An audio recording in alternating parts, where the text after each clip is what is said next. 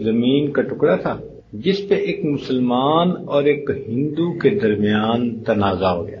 مسلمان کہتا تھا یہ میرا ہے، ہندو کہتا تھا نہیں یہ میرا ہے، اور بستی میں ہندو بھی تھے مسلمان بھی تھے، مل جل کے رہتے تھے۔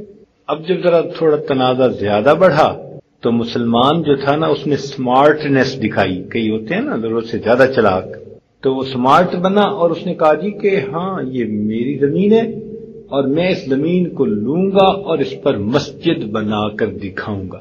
جب اس نے یہ کہا تو ہندو نے کہا کہ نہیں یہ تو میری زمین ہے اور میں اس پر مندر بنا کے دکھاؤں۔ لو، بات تھی دونوں کی پرسنل اور اب بات بن گئی دونوں کی دینی۔ اب ہندو ایک طرف ہو گئے، مسلمان ایک طرف ہو گئے، جھگڑا بن گیا، مقدمہ۔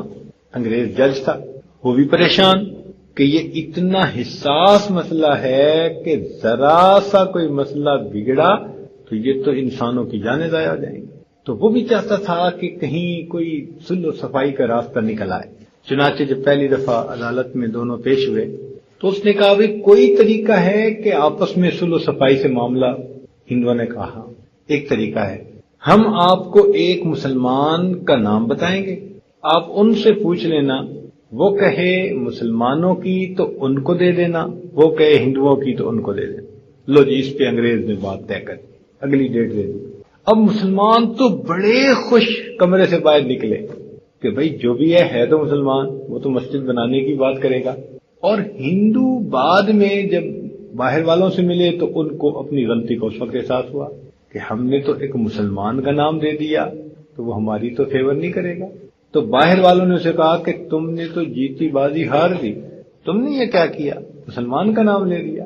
ان کا نہیں، وہ بندہ اچھا ہے، سچ بتائے گا۔ خیر، مسلمانوں نے تو جی اپنے ذہن میں تیاری بھی کر لی کہ جی مسلمان ہے، اس نے مسلمانوں کا نام لینا ہے اور میں اینٹیں دوں گا، میں سریہ دوں گا، میں یہ کروں گا، ہم بس بنا دیں گے مسجد۔ اگلی دفعہ جب عدالت میں پیش ہوئے تو مفتی الہی بخش رحمت اللہ علیہ، شاہ عبدالعزیز رحمت اللہ علیہ کے شاگردوں میں سے تھے، اس سلسلے میں سے تھے، ان کو بھی انگریز نے بلا لیا تھا۔ اس نے پوچھا کہ مفتی صاحب یہ زمین کس کی ہے؟ انہوں نے کہا کہ یہ مسلمانوں، یہ تو ہندوؤں کی ہے۔ اس نے کہا ہندوؤں کی ہے تو کیا ہندو اس کے اوپر مندر بنا سکتے ہیں؟ انہوں نے کہا جب زمین ہندو کی تو وہ گھر بنائے یا مندر بنائے یہ اس کا اختیار ہے۔ اب اس گواہی کو سن کر انگریز نے فیصلہ لکھا۔ فیصلے میں کہا کہ آج کے اس مقدمے میں مسلمان تو ہار گئے مگر اسلام جیت گیا۔ مسلمان ہار گئے لیکن اسلام جیت گیا۔ جب اس نے یہ فیصلہ پڑھ کے سنایا تو ہندوؤں نے بھی سنا، وہ کہنے لگے کہ جج صاحب آپ نے تو اپنا فیصلہ سنا دیا، ہمارا بھی فیصلہ سن لیں۔ اس نے کہا آپ لوگوں کا کیا فیصلہ؟ کہ ہمارا فیصلہ یہ ہے کہ جب اسلام جیت گیا تو ہم بھی کلمہ پڑھ کر مسلمان ہوتے ہیں اور اس جگہ مسجد بنانے کا ہم اعلان کرتے ہیں۔ تو ظاہر نظر آتا ہے کہ سچ بولنے سے کام خراب ہو جائے گا، مگر کبھی ایسا نہیں ہو سکتا۔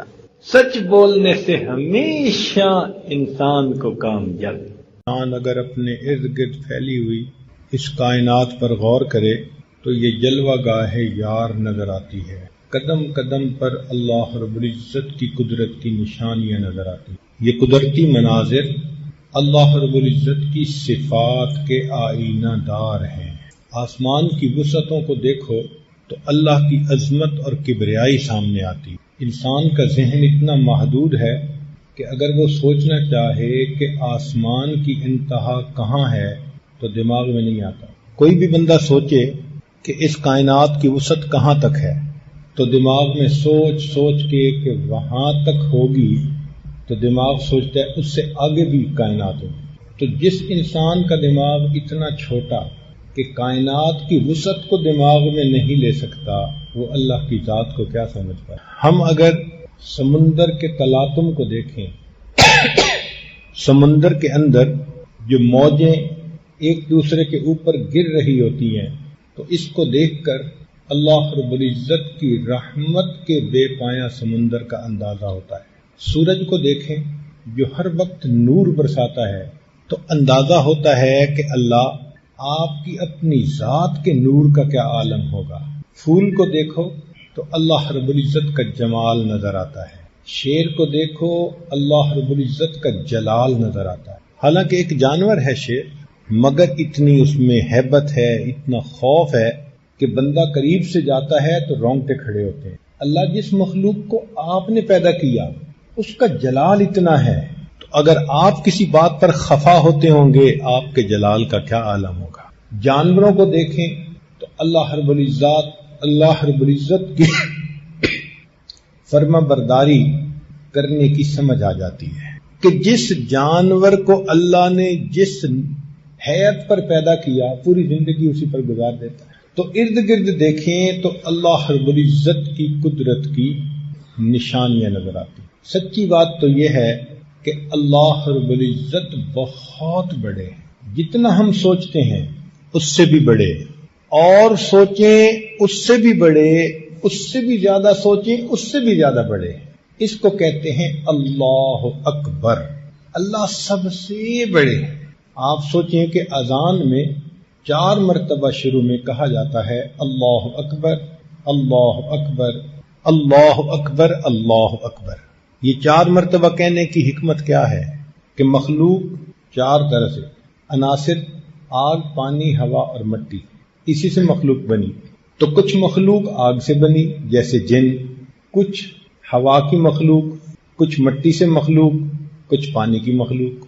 تو جب مؤذن اللہ اکبر کہہ رہا ہوتا ہے تو وہ پیغام دیتا ہے کہ آؤ اس پروردگار کی طرف جو آگ اور اس کی مخلوق کی طاقت سے بھی زیادہ طاقت والا ہے، جو مٹی اور اس سے پیدا ہونے والی مخلوق کی طاقتوں سے بھی بڑا طاقت والا ہے، جو پانی اور اس کی مخلوق کی طاقت سے زیادہ بڑی طاقت والا ہے، جو ہوا اور اس کی مخلوق کی طاقتوں سے بھی زیادہ بڑی طاقت. کبھی آپ نے پانی کی طاقت دیکھی؟ اللہ اکبر. سمندر میں اگر کبھی طوفان آ جائے بڑے بڑے جہاز الٹے ہو جاتے ہیں. ایک چھوٹا سا طوفان آیا تھا، ہماری زبان میں اس کو سونامی کہا گیا، لیکن شہروں کے شہر ختم، بلڈنگز ختم، انسانوں کا نام و نشان مٹ گیا. یہ چھوٹا سا طوفان تھا. پانی کی اتنی طاقت ہے. آگ اتنی طاقت والی ہوتی ہے کہ جب یہ بڑھتی ہے تو بجھائی نہیں جا سکتی. چنانچہ رشیا میں ایک جگہ سفر کرتے ہوئے ہم نے آگ کا ایک شعلہ دیکھا جو پتہ نہیں کتنے فرلانگ اونچا تھا. تو میں نے اپنے ساتھی سے پوچھا کہ یہ کیا ہے؟ اس نے کہا جی کہ تیل کا کنواں کھود رہے تھے، ڈگنگ کر رہے تھے. فنی خرابی کی وجہ سے اس میں سے جب تیل نکلنے کا وقت آیا تو آگ لگ گئی. اب وہ تیل اتنے پریشر سے نکل رہا ہے کہ آگ لگی ہوئی ہے. پوری دنیا کی کمپنیوں نے کوشش کر لی آگ کو بجھانے کی، سالوں گزر گئے آج تک آگ نہیں بجھا. مٹی کی ایک طاقت ہے. کیا ہوا؟ رمضان مبارک کا مہینہ، لوگ فجر کے وقت سوئے ہوئے ہیں، ایک جھٹکا سا آیا مٹی میں، زمین میں. کشمیر میں کیا ہوا؟ پورے کے پورے مکان زمین کے اندر دھنس گئے. اللہ اکبر کبیرہ. ہوا کی طاقت کتنی ہے. قوم عاد، ان کو اپنی طاقت پہ بڑا ناز تھا، قد بڑے اونچے لمبے تھے، کہتے تھے من اشد منا قوہ، ہم سے کون ہے زیادہ طاقت والا. اللہ نے ہوا کا عذاب بھیجا، فارسلنا علیہم ریحا صرصرا. وہ ہوا مومن کے لیے اتنی مزے کی کہ کہتے تھے کہ بڑی مزے کی ہوا چل رہی ہے. کافر کے لیے اتنی زیادہ سخت تھی کہ ان کو پٹک پٹک کر اس نے زمین پر مارا. اگلے دن ان کفار کی لاشیں زمین پر اس طرح بکھری ہوئی تھیں کأنہم اعجاز نخل خاویہ، جیسے کہ کھجور کے تنے زمین کے اوپر لیٹے ہوئے ہوتے. تو ان مخلوق کی اتنی طاقت ہے، لیکن 4 مرتبہ مؤذن کہہ رہا ہوتا ہے کہ لوگوں، تمہیں اس پروردگار کی طرف بلایا جا رہا ہے جس کی طاقت اور قوت آگ کی طاقت سے بھی زیادہ، پانی کی طاقت سے بھی زیادہ، مٹی کی طاقت سے بھی زیادہ، ہوا کی طاقت. اللہ اکبر کبیرہ. اس لیے مرضی ہر حال میں اللہ رب العزت کی پوری ہوتی ہے. مرضی ہر حال میں اللہ رب العزت کی پوری ہوتی ہے. آپ سوچئے، حضرت آدم علیہ السلام جنت میں ہیں اور دل چاہتا ہے کہ ہمیشہ جنت میں رہیں. اللہ تعالیٰ چاہتے ہیں کہ ان کو دنیا میں بھیجیں. شیطان نے آ کر مشورہ دیا کہ یہ دانا کھا لیں تو ہمیشہ جنت میں رہیں گے. کھا لیا اور نتیجہ کیا نکلا زمین پر اترنا پڑا تو مرضی کس کی پوری ہوئی؟ اللہ رب العزت کی۔ حضرت نوح علیہ السلام اللہ کے پیغمبر علیہ السلام، طوفان آ چکا، کشتی میں سوار ہیں، سگا بیٹا سامنے کھڑا ہے، فرماتے ہیں یا بنی یرکم معنا، اے بیٹے ہمارے ساتھ کشتی میں سوار ہو جاؤ۔ بیٹا نہیں سنتا، نہیں بات مانتا۔ آج کل بھی تو ایسا ہوتا ہے، باپ دین کی کشتی میں سوار ہے اور بیٹا فسق و فجور کے طوفان میں ہے تو باپ کہتا ہے یا بنی یرکم معنا، بیٹے نیک بن جاؤ، او ہمارے ساتھ کشتی میں سوار، نہیں سنتا۔ حضرت نوح علیہ السلام کی اتنی چاہت ہے لیکن بیٹا بالآخر فحال بینہم الموج فکان من المغرقین، والد کی آنکھوں کے سامنے غرق ہو گیا تو مرضی کس کی پوری ہوئی؟ اللہ رب العزت کی۔ ایک موقع پر نبی علیہ السلام نے دل میں ارادہ فرما لیا کہ میں شہد استعمال نہیں کروں گا کہ اس میں ایک خاص قسم کی مہک آتی ہے۔ جب ارادہ فرما لیا تو رب کریم کی طرف سے محبوبانہ خطاب آ گیا، یا ایھا النبی لما تحرم ما احل اللہ لک تبتغی مرضات ازواجک واللہ غفور۔ اس کے بعد نبی علیہ السلام نے دوبارہ شہد کا استعمال شروع فرما دیا تو مرضی کس کی پوری ہوئی؟ تو یہ بات دل میں بٹھا لیجئے کہ اللہ رب العزت سب سے بڑے ہیں اور مرضی ہر حال میں اسی اللہ کی پوری ہے۔ اس لیے اللہ کے سامنے کسی کی بڑائی نہیں چل سکتی۔ آپ غور کریں کہ دو بندے ایسے ہیں جن کو جنت کی خوشبو نہیں مل سکتی، جو جنت میں قدم نہیں رکھ سکتے۔ کون؟ ایک مشرک۔ فیصلہ کر دیا ان اللہ لا یغفر ان یشرک بہ ویغفر ما دون ذلک لمن یشاء، اللہ تعالیٰ مشرک کو معاف نہیں کریں گے، اس کے سوا کوئی گناہ لے کر آئے گا چاہیں گے اللہ معاف کر دیں گے۔ اور ایک فرمایا حدیث پاک میں کہ لا يدخل الجنہ من کان فی قلبہ مثقال ذرۃ من کبر، جس کے دل میں ذرہ کے برابر بھی تکبر ہوگا وہ جنت میں نہیں داخل ہو سکے گا۔ نہ متکبر اور نہ متکبر کہتے ہیں جو اپنے کو بڑا سمجھے، اور مشرک کہتے ہیں جو مخلوق میں سے کسی کو بڑا سمجھے۔ بڑا سمجھتا ہے تو سجدے کرتا ہے نا، تو جس نے اپنے کو بڑا سمجھا اس پر بھی جنت حرام، اور جس نے مخلوق میں سے کسی کو بڑا سمجھا تو بڑا کون ہے؟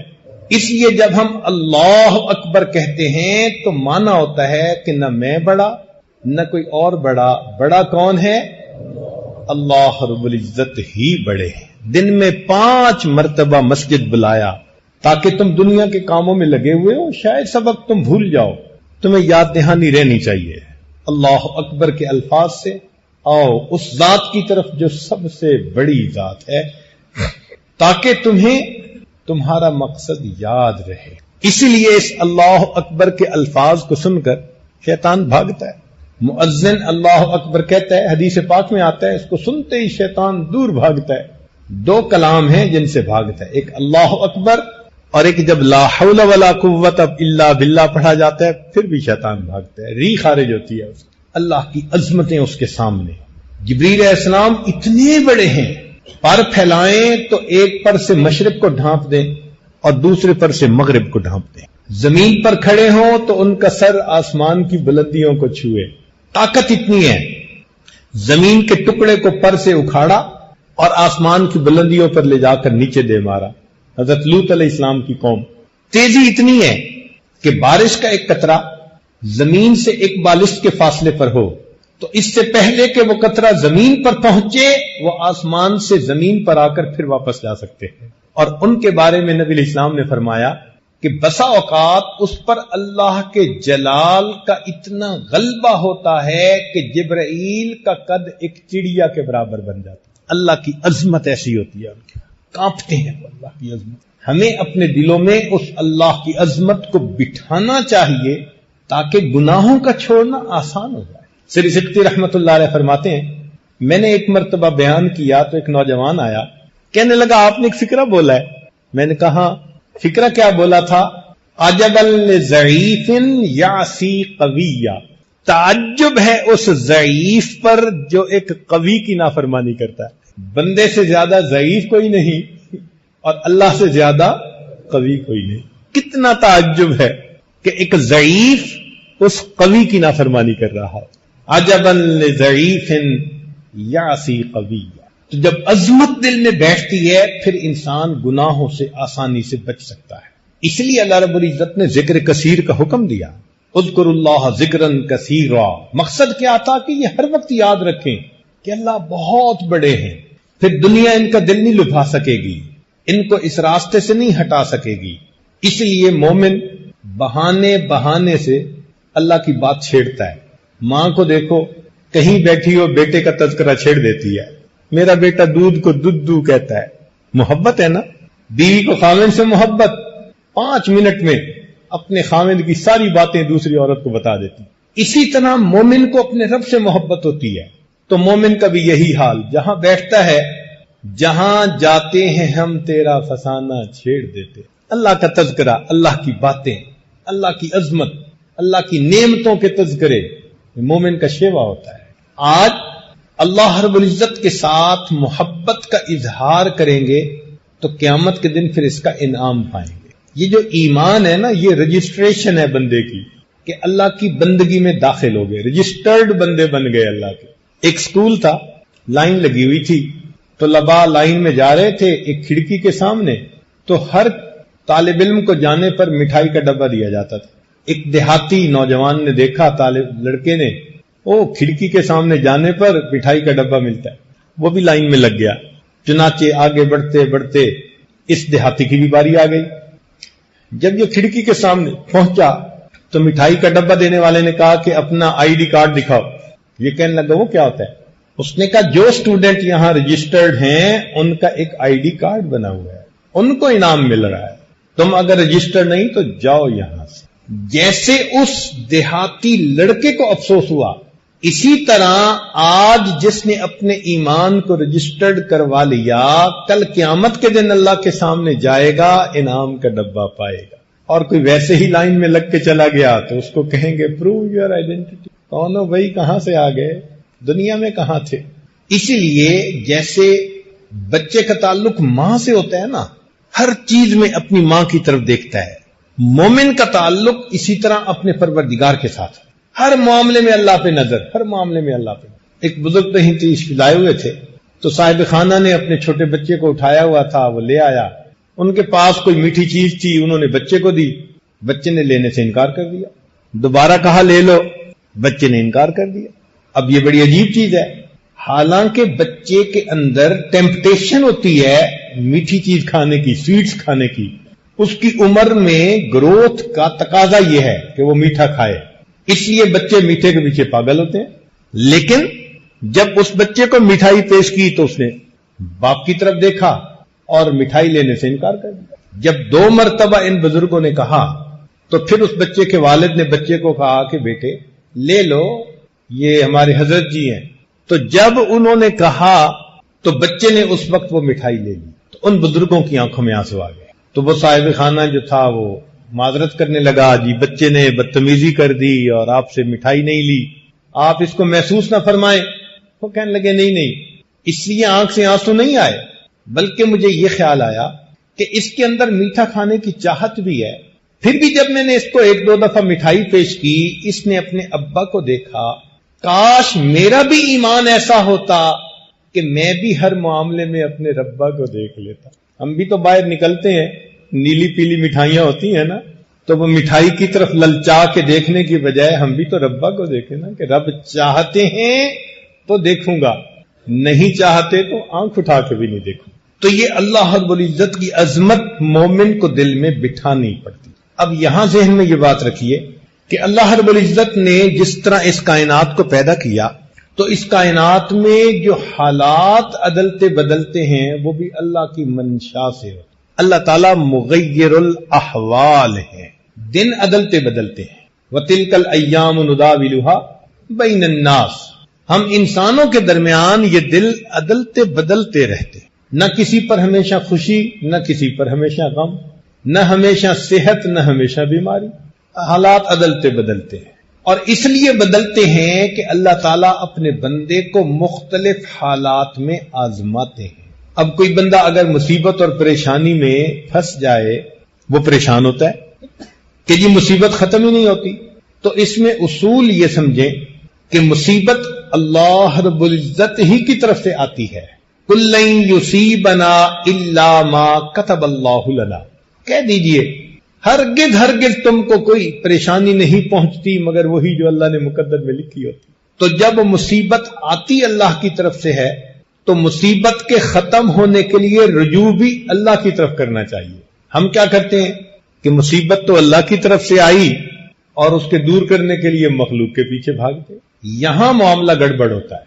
جس نے پریشانی کے عالم میں اللہ رب العزت کی طرف رجوع کیا، اللہ رب العزت اس کے حالات کو سنوار دیتے ہیں. چنانچہ انبیاء کرام کے واقعات قرآن مجید میں تفصیل کے ساتھ بتائے گئے تاکہ لوگوں کو پتہ چل جائے کہ پہلے والی بزرگ ہستیوں پر، مقدس ہستیوں پر بھی حالات آئے، انہوں نے اللہ کی طرف رجوع کیا، اللہ نے ان کے حالات کو ٹھیک کر دیا. ہم بھی ان کے نقش قدم پر چلنے والے بن جائیں. حضرت نوح علیہ السلام تقریباً 1000 سال تک اپنی قوم کو دعوت دیتے رہے اللہ کی طرف.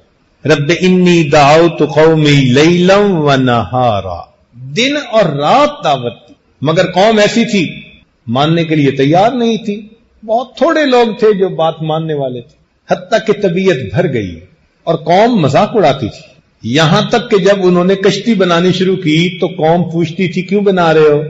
فرماتے طوفان آئے گا. تو وہ کہتے ہم تو دعائیں مانگتے ہیں طوفان آئے، یہ ریت پر کشتی تھوڑا چلے گی. تو حضرت نوح علیہ السلام فرماتے ان تسخروا منا فانا نسخر منکم کما تسخرون، جیسے تم مذاق اڑاتے ہو ایک وقت آئے گا ہم تمہارا مذاق اڑائیں. تو قوم نے ستا دیا تھا، پتھر مارتے تھے، پتھروں میں دب جاتے تھے. جبریل علیہ السلام بسا اوقات آ کر پتھروں سے ان کو نیچے سے نکالتے. اکیلے تھے. کتنا دل پہ انسان کے غم ہوتا ہے. آپ کسی کو چند دن بعد سمجھائیں نا آپ تنگ آ جائیں گے. 1 سال کی بات نہیں، 2 سال کی نہیں، 1000 سال. اللہ اکبر کبیرہ. ایک کرب تھا دل میں، ایک غم تھا دل میں جس نے مغموم بنا دیا تھا حضرت نوح علیہ السلام کو. چنانچہ بالآخر انہوں نے اللہ سے دعا کی. اللہ تعالیٰ ارشاد فرماتے ہیں وَلَقَدْ نَادَانَا نُوحٌ فَلَنِعْمَ الْمُجِيبُونَ، تحقیق نوح علیہ السلام نے ہمیں پکارا اور ہم بہتر پکار کا جواب دینے والے ہیں. وَنَجَّيْنَاهُ وَأَهْلَهُ مِنَ الْكَرْبِ الْعَظِيمِ، ہم نے ان کو اور ان کے اہل خانہ کو کرب عظیم سے نجات عطا. تو اس کرب سے، ان مصیبتوں سے، دکھ سے بچانے والا کون ہے؟ اللہ رب العزت. یہاں ایک اور بات بھی سمجھ لیجیے. حضرت نوح علیہ السلام کے بعد حضرت موسیٰ علیہ السلام اور حضرت ہارون علیہ السلام دونوں پیغمبر فرعون کی طرف بھیجے گئے. انہوں نے جا کر دعوت دی، مگر فرعون نے اپنی حکومت کے نشے میں ان کی قوم کو پیس کے رکھ دیا. یذبحون ابناءکم ویستحیون نساءکم، بیٹیوں کو زندہ چھوڑ دیتے، بیٹوں کو قتل کر دیتے. آپ ذرا سوچیں کتنا جابر بادشاہ ہوگا. آج کسی کے بچے کو کوئی ناحق قتل تو کروا کے دیکھے، اگلے دن اس کو اپنی حکومت چھوڑنی پڑ جائے گی. ایک بچے کے اوپر ایسا پاسبل ہے، اور وہاں سینکڑوں نہیں ہزاروں بچے قتل کروائے. نہیں کوئی کر سکتا تھا. اس قوم کے اوپر فرعون کا کتنا ہولڈ ہوگا، کتنا جابر بادشاہ ہوگا. اس عاجز کو مصر میں فرعون کی لاش دیکھنے کا موقع ملا. یہی اندازاً 6 فٹ کے قریب اس کا قد تھا. تاریخ دیکھی، وہ 20 سال کی عمر میں ملک کا بادشاہ بن گیا تھا اور تقریباً 65 سال ملک کا بادشاہ رہا. یہ جو ابتدائے جوانی میں اتنا اختیار مل گیا، اتنا مال مل گیا، اس نے دماغ خراب کر کے رکھا. کہا کرتا تھا انا ربکم الاعلی. تو اس نے بنی اسرائیل کو کچل کے رکھ دیا تھا. مصیبت میں تھے، ایک کرب تھی ان کے دل میں بنی اسرائیل کے کہ ہم اس سے نجات کیسے پائیں گے. تو اس موقع پہ کیا ہوا؟ اللہ تعالیٰ ارشاد فرماتے ہیں وَلَقَدْ مَنَنَّا عَلَى مُوسَىٰ وَهَارُونَ. ان الفاظ کو پڑھو نا دل کو سکون مل جاتا ہے. کیا عظمت ہے اس پروردگار کی، کتنے پیارے انداز سے فرماتے ہیں وَلَقَدْ مَنَنَّا عَلَى مُوسَىٰ وَهَارُونَ. اور ہم نے احسان کیا موسیٰ علیہ السلام پر اور ہارون علیہ السلام پر، وَنَجَّيْنَاهُمَا وَقَوْمَهُمَا مِنَ الْكَرْبِ الْعَظِيمِ، ہم نے ان کو اور ان کی قوم کو کرب عظیم سے نجات عطا فرمائی۔ ایک اور واقعہ، حضرت یونس علیہ السلام نے اپنی قوم کو تعلیم دی، تبلیغ کی، قوم نہ مانی، حتیٰ کہ انہوں نے یہ فیل کیا کہ یہ ماننے والے لوگ نہیں۔ ہم اپنی زبان میں کہتے ہیں نا، ان تلوں میں تیل نہیں، وہ بھی اسی نتیجے پر پہنچ گئے۔ اشارہ بھی مل گیا کہ عذاب آئے گا قوم کے اوپر، تو وہ جلدی وہاں سے نکل پڑے۔ اللہ کی شان، ایک بڑی مچھلی نے اپنے پیٹ میں لے لیا، اب پیٹ کے اندر ہیں، کہیں نکل نہیں سکتے، تو اس وقت حضرت یونس علیہ السلام نے اس حصار میں سے نکلنے کے لیے کس کو پکارا؟ اللہ رب العزت کو پکارا۔ اللہ تعالیٰ ارشاد فرماتے ہیں وَظَنُّونِ إِذْ ذَهَبَ مُغَاضِبًا وَظَنَّ أَن لَّن نَّقْدِرَ عَلَيْهِ فَنَادَىٰ فِي الظُّلُمَاتِ، اندھیروں میں اس نے پکارا، کیا کہا؟ اللہ الہ الا انت سبحانک انی کنت من الظالمین، اے اللہ تیرے سوا کوئی معبود نہیں، تو پاک ہے، میں خطا کا۔ اپنی خطا کو مانا اور اللہ کو اس مصیبت سے نجات کے لیے پکارا۔ اللہ تعالیٰ ارشاد فرماتے ہیں فَاسْتَجَبْنَا لَهُ وَنَجَّيْنَاهُ مِنَ الْغَمِّ، ہم نے اس کی اس پکار کو قبول کر لیا اور اس کو غم سے نجات عطا فرمائی۔ وَكَذَلِكَ نُنْجِي الْمُؤْمِنِينَ، ہم ایمان والوں کو ایسے ہی نجات عطا فرمائیں۔ تو اگر ہم اللہ کو پکاریں گے تو کرب سے، غم سے، مصیبت سے، پریشانی سے وہ پروردگار ہی ہمیں بچانے والا۔ آج ذرا سی کوئی بات ہوتی ہے، بھاگتے ہیں عملیات والوں کے پیچھے، کیا فائدہ ایمان خراب کرنے کا؟ جاؤ تو کسی صاحب شریعت بندے کے پاس جاؤ، کم از کم شریعت پہ عمل تو ہو۔ تو مصیبت میں اللہ ہی کی طرف رجوع کرنا ہے ہمیں، جس نے پریشانی بھیجی وہی پریشانی سے ہمیں نجات دے سکتا ہے۔ چنانچہ اللہ رب العزت کا یہ وعدہ ایمان والوں کے ساتھ کہ اگر ہم اللہ کے احکام پر ثابت قدم رہیں گے، وہ رب کریم ہمیں ہر مصیبت، ہر پریشانی سے نجات عطا کرے۔ چنانچہ ایک اور واقعہ، سیدنا ابراہیم علیہ السلام اپنی قوم میں اکیلے ہیں، قوم شرک کرتی ہے، نمرود کو خدا مانتی ہے، بتوں کی پوجا کرتی ہے۔ ابراہیم علیہ السلام توحید خالص پر عمل کرنے والے۔ ایک موقع پر قوم نے کوئی فنکشن منانا تھا، کہنے لگے چلو، تو انہوں نے ان کو تو معذرت کر دی، ایکسکیوز کر دیا، فرمایا انی سقیم، میری طبیعت ٹھیک نہیں ہے۔ واقعی اس کفر و شرک میں ان کو دیکھ کے کتنی طبیعت بیدار ہوتی ہوگی ان کی۔ قوم چلی گئی، پیچھے ان کے بت اکیلے تھے۔ ابراہیم علیہ السلام نے بھی کیا مزے کا کام کیا، ایک کلہاڑا لیا، فجعلہم جزازا الا کبیرا، سارے بتوں کے ٹکڑے ٹکڑے کر کے وہ جو بڑا بت تھا نا اس کے کندھے پہ کلہاڑا رکھ دیا۔ اب قوم آئی، اس نے اپنے معبودوں کا حشر دیکھا، کہنے لگے کہ یہ کام کس نے کیا؟ تو ان میں سے کسی نے کہا کہ انا سمعنا فتى یذکرہم یقال لہ ابراہیم، ہم نے ایک نوجوان کو سنا ہے نام ابراہیم، وہ ان بتوں کے بارے میں اس طرح کی کوئی باتیں کرتا تھا ناگواری کی، اسی نے لگتا ہے کیا ہوگا۔ چنانچہ حضرت ابراہیم علیہ السلام کو انہوں نے پکڑ لیا، پوچھا، آپ نے فرمایا کہ بڑے سے پوچھو، بھئی جہاں سے مال برآمد ہو چور تو وہی ہوتا ہے نا، تو تمہارے اس بڑے کے کندھے پہ کلاڑا ہے۔ اب وہ ہکے بکے کیا کہیں، نتیجہ کیا نکلا، کہنے لگے حرکوہ، اسے آگ میں ڈال دو، وانصروا آلہتکم، اپنے معبودوں کی مدد کرو۔ کیا معبود ان کے؟ پتھر کے بنے ہوئے ہیں، پتلے خدا، موٹے خدا، چھوٹے خدا ہیں، سب کے سب جھوٹے خدا۔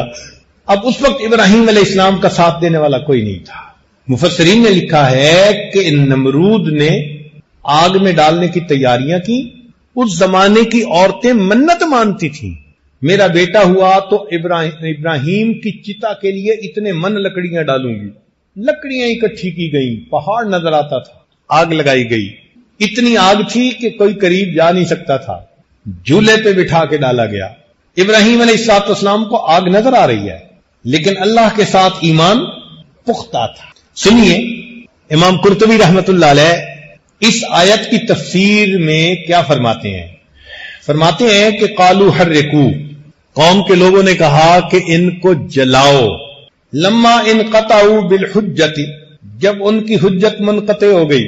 اخذتهم عزت باسم وانصرفوا الى طریق الغشم، تو حمیت الجاہلیہ، وہ ظلم کے طریقے پر چل نکلے. وقالوا حرقوا، بات تو کر نہیں سکتے تھے، طاقت کے نشے میں، حکومت کے نشے میں کہنے لگے اس کو جلا دو. رویہ، یہ روایت ہے، ان قائل هذه المقالۃ هو رجل من الاکراد، فرماتے ہیں کہ یہ بات جو کہنے والا تھا نا کہ ان کو جلاؤ، یہ کرد لوگوں میں سے ایک تھا. عراق میں جیسے کرد تھے، ابراہیم علیہ السلام اسی علاقے میں تھے. من اعراب فارس ای من بادیتها، دیہاتی بندہ تھا. قال ابن عمر و مجاہد و ابن جریج و یقال اسمہ حیزر، اس کا نام مفسرین نے اس بندے کا حیزر لکھا ہے، جس نے یہ بات کہی تھی. فخسف اللہ بہ الارض، اللہ نے اس بندے کو زمین کے اندر دھنسا دیا.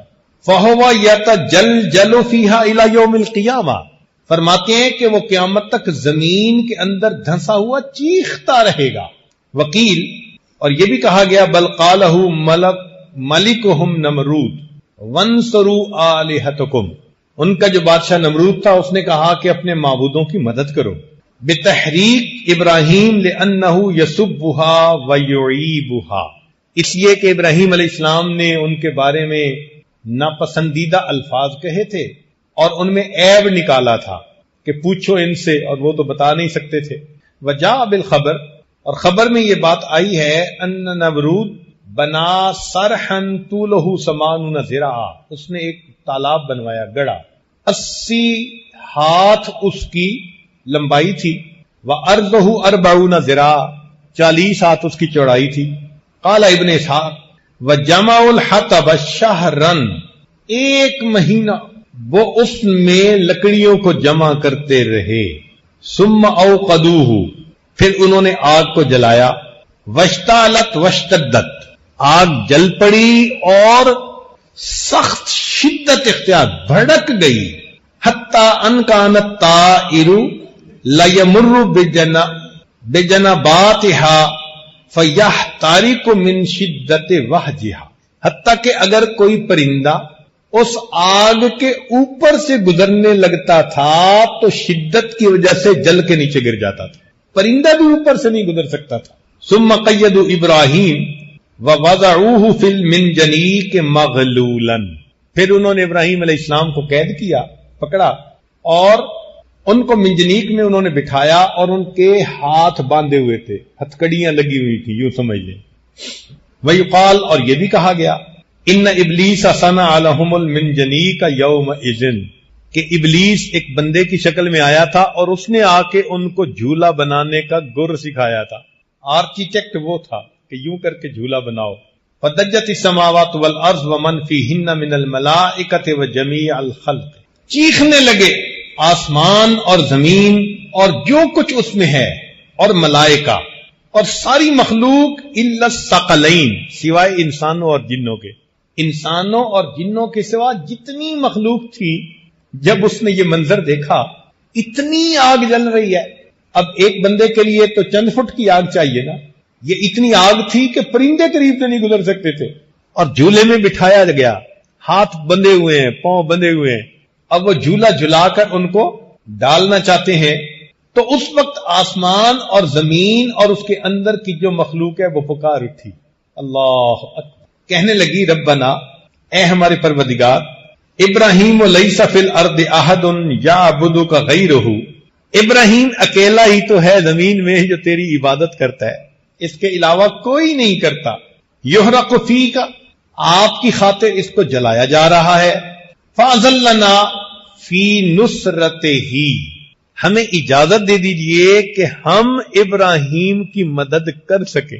آپ کے نام پر جلایا جا رہا ہے نا، تو آپ ہمیں اجازت دیجئے کہ ہم ابراہیم علیہ السلام کی اس موقع پر کوئی مدد کر سکیں. جیسے کسی کو پریشانی میں دیکھ کے کہتے ہیں نا، can I help you, what can I do for you, تو ساری مخلوق نے یہی بات کہی کہ اللہ ہم آپ کے ابراہیم علیہ السلام کی مدد کر سکیں. فقال اللہ تعالی، اللہ رب العزت نے فرمایا ان استغاث بشیء منکم او دعاہ فلینصرہ فقد اذنت لہ فی ذلک. اگر میرا ابراہیم تم سے مدد مانگے یا تمہاری اس دعوت پر مدد کو قبول کرے تو تم مدد کرو، میری طرف سے تم کو اجازت ہے. وَإِن لَّمْ يَدْعُ غَيْرِي، اور اگر وہ میرے کسی غیر کو نہیں پکارتا فَأَنَا أَعْلَمُ بِهِ وَأَنَا وَلِيُّهُ، تو میں اس کو جانتا ہوں اور میں اس کا سرپرست ہوں.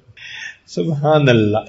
جو بندہ اللہ سے لو لگاتا ہے اللہ رب العزت اس کے حالات کو بھی جانتے ہیں اور پھر اللہ اس بندے کے سرپرست بھی ہو، اس کے نگہبان، اس کے نگران، اس کے سرپرست ہوتے ہیں. تو اللہ تعالیٰ فرماتے ہیں کہ میں اس کا ولی ہوں. فَلَمَّا أَرَادُوا إِلْقَاءَهُ فِي النَّارِ، جب ان لوگوں نے ارادہ کر لیا کہ ابراہیم علیہ السلام کو آگ کے اندر ڈالے، أَتَاهُ خُزَّانُ الْمَاءِ وَهُوَ فِي الْهَوَاءِ، تو ابراہیم علیہ السلام ہوا میں تھے، یعنی منجنیق سے نکل کر آگ میں جانے کے لیے ابھی ہوا کے اندر ہیں. تو پانی کا فرشتہ آتا ہے جو خازن ہے پانی کا، اور وہ آ کے کہتا ہے فقالو، ان فرشتوں نے کہا یا ابراہیم ان اردت اخمدنا النار بالماء، اگر آپ چاہیں تو ہم اس آگ کو پانی سے بجھا دیتے ہیں، ابھی بارش برسا دیں گے تو یہ آگ ختم ہو جائے گی. فقال، ابراہیم علیہ السلام کا یقین دیکھیے، ایمان دیکھیے. لا حاجت لی الیکم، دنیا کے اسباب کی منفی تو اپنی جگہ، فرشتے آئے ہیں، فرشتوں کو بھی کہہ دیا مجھے آپ کی کوئی ضرورت نہیں ہے. وَأَتَاهُ الْمَلِكُ الرِّيحِ، پھر اس کے سامنے اس کے پاس ہوا کا فرشتہ آیا. فقال لو شئت طیرت النار، اگر آپ کہیں ایسی ہوا چلے کہ آگ کو ہی اڑا کے لے جائے. فقال لا، ابراہیم علیہ السلام نے فرمایا نہیں. ثم رفع رأسه الى السماء فقال، پھر اللہ رب العزت کی، پھر انہوں نے آسمان کی طرف سر اٹھایا اور یہ کہا اللہم انت الواحد فی السماء، اے اللہ تو آسمان میں اکیلا ہے. وَأَنَا الْوَاحِدُ فِي الْأَرْضِ لَيْسَ أَحَدٌ غَيْرِي يَعْبُدُكَ غَيْرِي، میں زمین میں اکیلا ہوں، میرے سوا تیری عبادت کرنے والا کوئی نہیں. حسبی اللہ ونعم الوکیل، میرے لیے اللہ کافی ہے، وہی میرے لیے بہتر وکیل ہے. اللہ اکبر. ایمان دیکھیے کیسا تھا، یقین اللہ کے وعدوں پہ کتنا تھا، بھروسہ کتنا تھا. سامنے آگ نظر آ رہی ہے، ہوا کے اندر ہیں، اب تو لمحوں کی بات ہے، مگر متزلزل نہیں ہوئے. چنانچہ ایک دوسری آیت میں فرماتے ہیں کہ ان ابراہیم حین قیدوہ لیلقوہ فی النار قال لا الہ الا انت سبحانک رب العالمین لک الحمد ولک الملک لا شریک لک. قال ثم رموا به فی المنجنیق من مزرب شاسع، پھر انہوں نے اس کو منجنیق میں بٹھا کر دور سے، شاسعین دور سے اس کو آگ کے اندر ڈالا. فاستقبلہ جبریل، اس موقع پر پھر جبریل علیہ السلام آئے. جب پانی کے فرشتے کو انکار، ہوا کے فرشتے کو انکار، تو جبریل علیہ السلام تو اللہ کے انبیاء کی مدد پر متعین ہے نا، ان کا تو چارٹر آف ڈیوٹی ہے انبیاء کی مدد کرنا. تو جبریل علیہ السلام اس وقت آتے ہیں. فقال، جبریل علیہ السلام نے آ کر پوچھا یا ابراہیم الک حاجہ، اے ابراہیم what can I do for you? Do you need me? آپ کو میری ضرورت ہے. قال اما الیک فلا، ابراہیم علیہ السلام نے فرمایا اگر تو اپنی طرف سے آئے ہو تو کوئی ضرورت نہیں، اگر اپنی طرف سے آئے ہو تو کوئی ضرورت نہیں. فقال جبریل علیہ السلام نے کہا فاسأل ربک، اے ابراہیم خلیل اللہ پھر اپنے رب سے سوال کیجئے. تو جب انہوں نے یہ کہا ابراہیم علیہ السلام نے عجیب سوال دیا. فقال، فرمایا حسبی من سؤالی علمہ بحالی، کہ سوال کرنے سے مجھے یہ زیادہ بات کافی ہے کہ میں جس حال میں ہوں میرا اللہ جانتا ہے. یہ بات میرے لیے کافی ہے، مجھے سوال کرنے کی کیا ضرورت ہے، میرا پروردگار دیکھنے والا جاننے والا. کیا عجیب جواب دیا ہے. حسبی من سؤالی علمہ بحالی. فقال اللہ تعالی وہو اصدق القائلین یا نار کونی بردا وسلاما علی ابراہیم. رب کریم نے براہ راست آگ کو حکم دیا، اے آگ میرے ابراہیم پر ٹھنڈی اور سلامتی والی ہو جا. قال بعض العلماء، بعض علماء نے یہ لکھا کہ فرمایا کہ جعل اللہ فیہا بردن یرفع حرہا، اللہ نے اس میں ٹھنڈ پیدا کر دی جس نے گرمی کو ختم کر دیا. وحرن یرفع بردہا، اور ایسی گرمی جس نے ٹھنڈک کو ختم کر دیا، یعنی ایئر کنڈیشنڈ. آپ آج کے زمانے میں اس کو یوں کہہ سکتے ہیں، نہ آگ محسوس ہوتی تھی نہ یخ ٹھنڈ محسوس ہوتی تھی، بہت ہی ایئر کنڈیشن قسم کا اس میں ماحول بنا دیا گیا. فصارت سلامن علیہ، چنانچہ ابراہیم علیہ السلام پر وہ سلامتی والی بن گئی. قال ابو العالیہ ولو لم یقل بردم و سلاما لکان بردھا اشد علیہ من حرہا، کہ اگر اللہ تعالیٰ بردم و سلامن ساتھ نہ کہتے نا تو اتنی ٹھنڈی ہو جاتی کہ ابراہیم علیہ السلام ٹھنڈ سے مر جاتے. تو بردن اکیلا نہیں کہا، وسلاما، اور سلامتی والی بھی کہا. لو لم یقل علی ابراہیم، اور اگر اللہ تعالیٰ علی ابراہیم نہ کہتے لکان بردھا باقین علی الابد، اس جگہ کی ٹھنڈک قیامت تک اسی طرح موجود رہتی. تو فرمایا علی ابراہیم، یعنی ابراہیم جب تک تھے اس وقت تک ٹھنڈی. اللہ اکبر کبیرہ. وذکر بعض العلماء، بعض علماء نے یہ لکھا ہے کہ ان اللہ تعالی انزل زربیہ من الجنت فبسطها فی الجحیم. اللہ تعالیٰ نے جنت سے مخملی چادر، جیسے زرابی و مبسوطہ، تو وہ چادر یعنی پہنچائی اور اس کو اس آگ کے اندر بچھا دیا گیا ابراہیم علیہ السلام کے لیے. ایک عجیب بات وہ فرماتے ہیں کہ جب اللہ تعالیٰ نے فرمایا نا کہ اے آگ سلامتی والی ہو جا، تو اللہ کا یہ حکم جو تھا اس میں یا نار کہا تھا نا، عموم تھا سب کے لیے. تو کہتے ہیں کہ اس حکم کے آتے ہی ابراہیم علیہ السلام کی آگ کے ساتھ پوری دنیا میں جہاں آگ جل رہی تھی ہر آگ بجھ گئی، کہ شاید یہ حکم مجھے دیا جا رہا، شاید یہ حکم میرے مالک کا مجھے دیا جا رہا. اللہ اکبر، اس مالک ملک کی عظمت کیا ہے. تو اللہ رب العزت انسان کو مصیبتوں سے بچاتے ہیں. دنیا کے ظاہری اسباب اگر نہ بھی ہوں، براہ راست اللہ تعالیٰ اسباب کو حکم فرما کر بندے کے فیور میں ان کو بنا دے. تو یہاں سے یہ بات سمجھ میں آئی کہ ہمیں اللہ رب العزت کے اوپر پکا یقین رکھنا چاہیے، اس کے وعدوں پہ بھروسہ رکھنا چاہیے. اس کے وعدے ہر حال میں سچ ثابت ہوتے.